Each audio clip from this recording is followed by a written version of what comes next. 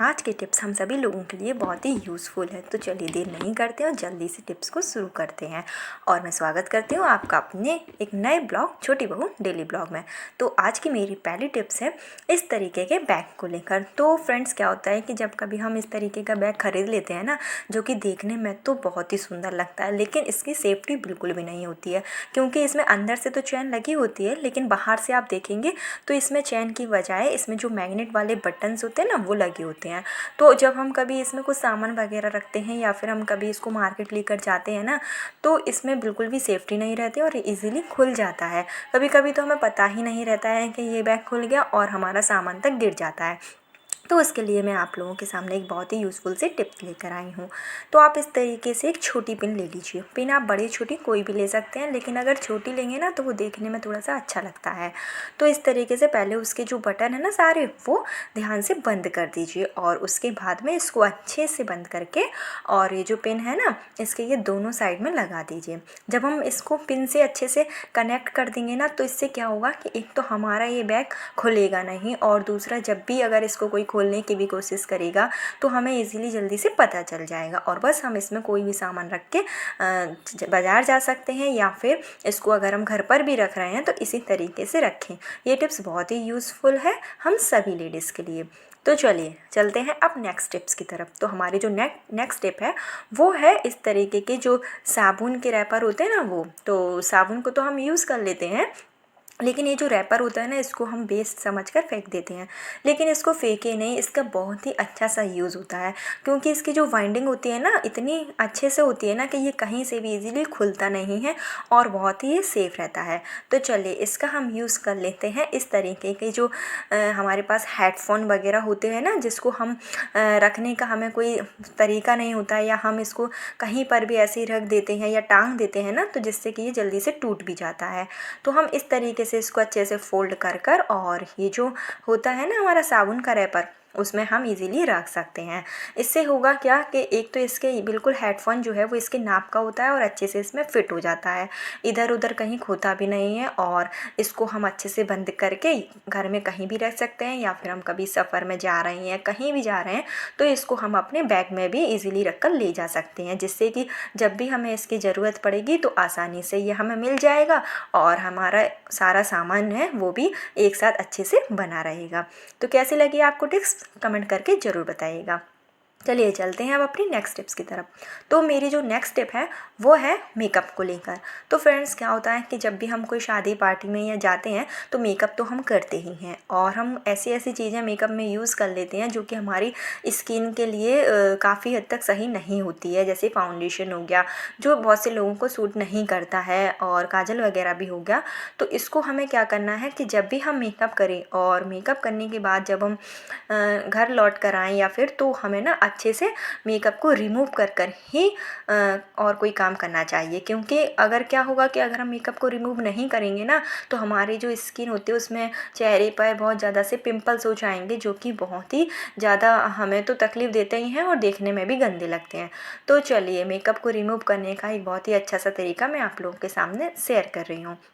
तो हमें करना क्या है, एक कॉटन ले लेना है और उसमें थोड़ा सा गरी का तेल ले लेना है, और हम अपने फेस पर जहाँ मैंने मेकअप किया है उस पर ना हल्के से रफ़ करना है, ज़्यादा भी नहीं लगाना है। थोड़ा सा हम रफ़ करेंगे तो हम देखेंगे कि हमारा सारा मेकअप जो है वो ईज़िली इस कॉटन में आ जाता है। और बस इसके बाद में अच्छे से पोंछ के फिर अगर हम फेस वॉश करें ना तो बहुत ही अच्छा होता है। डायरेक्ट अगर हम फेस वॉश कर लेंगे, तेल नहीं लगाएंगे, तो हमारी जो स्किन है वो एकदम से जो टाइट टाइट से हो जाएगी और बेकार हो जाएगी। तो ये तरीका मेकअप को रिमूव करने का बहुत ही अच्छा होता है, और गरी का तेल भी इजीली सभी के घर में मिल जाता है। और वैसे भी अभी सर्दियों का टाइम है ना, तो हमें थोड़ा सा अपने चेहरे की या फेस की बहुत ज़्यादा से अच्छे से केयर करनी चाहिए। तो बस इसी तरीके से आप भी मेकअप को रिमूव करिए, और ये तरीका सबसे बेस्ट होता है। तो आई होप आपको ये टिप्स पसंद आई होगी। तो चलिए चलते हैं अपनी नेक्स्ट टिप्स की तरफ। तो फ्रेंड्स हमारे घर में इस टाइप के जो शैम्पू वगैरह होती है ना, तो शैम्पू के जो बोतल होती है वो जब शैम्पू ख़त्म हो जाता है तो हम उसको वेस्ट समझकर फेंक देते हैं। लेकिन हम इसको वेस्ट समझकर अब हमें फेंकना नहीं है, इसका बहुत ही अच्छे से हम यूज़ कर सकते हैं। तो आप कोई भी शैम्पू की बोतल ले लीजिए, चाहे आपके पास स्प्रे वाली हो या नॉर्मल हो। तो चलिए अभी मैं आपको इस टाइप की जो स्प्रे वाली बोतल होती है उससे मैं यूज़ करके दिखाती हूँ कि मैं इससे अभी क्या बनाने वाली हूँ, जो कि हम सभी लोगों के लिए और ख़ास करके बच्चों के लिए तो बहुत ही यूज़फुल सी चीज़ है। तो मैंने इसका जो स्प्रे वाला ऊपर का ढक्कन था वो हटा दिया है, और जो स्प्रे वाला बोतल का ढक्कन है वो भी बहुत ही यूज़फुल होता है, जिसको भी मैं बाद में यूज़ करूँगी। और अब हमें एक नाइफ़ की हेल्प से इसके कर लेने हैं 2 पार्ट। तो आप अगर आपके पास ब्लेड वगैरह है तो उससे भी आप काट सकते हैं, उससे बहुत जल्दी इजीली हो जाएगा। या तो फिर अगर आपके पास चाकू है तो चाकू को हल्का सा गरम करिए, और गरम करने के बाद में इसके जो 2 पार्ट हैं वो कर लीजिए। इसकी जो बॉटल होती है ना वो ज़्यादा हार्ड प्लास्टिक की तो होती नहीं है, तो ईज़िली आराम से कट जाती है। तो बस इसी तरीके से हमें नापना नहीं है, बिना नाप के बस इसके ना 2 पार्ट कर लेने हैं। जैसे कि जो ऊपर वाला हिस्सा है वो हमें थोड़ा सा छोटा रखना है, और जो नीचे वाला इसका हिस्सा है वो हमें बड़ा रखना है। तो फ्रेंड्स इस तरीके से ना मैंने चाकू से इसको काट लिया है, और काटने के बाद अभी कैंची से इसको हल्का सा शेप दे देना है, क्योंकि कैंची से शेप देना बहुत ज़रूरी है। नहीं तो ये जो इसके निकले हुए जो पार्ट्स होते हैं ना वो हाथ में लगने का डर रहता है, और फिर वो अच्छा भी नहीं लगता है। तो हमें कैंची की तरफ साइड से कैंची से इसको अच्छे से फिनिशिंग दे देना है। और बस ये हमारे 2 पार्ट्स बन गए, जिसका अभी जो ऊपर वाला हिस्सा है उसका भी मैं आपको यूज़ कर कर बताऊँगी कि उसको हमें किस तरीके से यूज़ करना है। और अभी मैं ये जो नीचे वाला हिस्सा है ना इसको आपको यूज़ कर कर दिखाती हूँ। तो इस तरीके से मैंने ऊपर वाला जो हिस्सा है वो पूरा इसका ऊपर का जो पोर्शन है वो कैंची की हेल्प से अच्छे से इसको फिनिश कर लें, मतलब फिनिशिंग इसमें दे दी है। तो चलिए अब हमें करना क्या है कि जिस साइड से हमारा जो नाम वगैरह लिखा रहता है शैम्पू का, उसके बैक साइड से हमें एक चाँद के आकार का एक निशान लगा लेना है पेंसिल से। तो अभी मैंने इसको निशान लगा लिया है, और निशान लगाने के बाद में अभी हमको इसी से कट करना है। तो कट इजीली हम चाकू के हेल्प से ही कर लेंगे, या आप कैंची की हेल्प से भी कर लीजिए, वरना चाकू की हेल्प से करिए तो ज़्यादा इजी होता है। तो आप देख सकते हैं कि मैंने किस तरीके से इसको जो है वो कटिंग कर ली है, और अच्छे से अभी इसको मैं फिनिश कर देती हूँ, फिनिशिंग इसमें दे देती हूँ।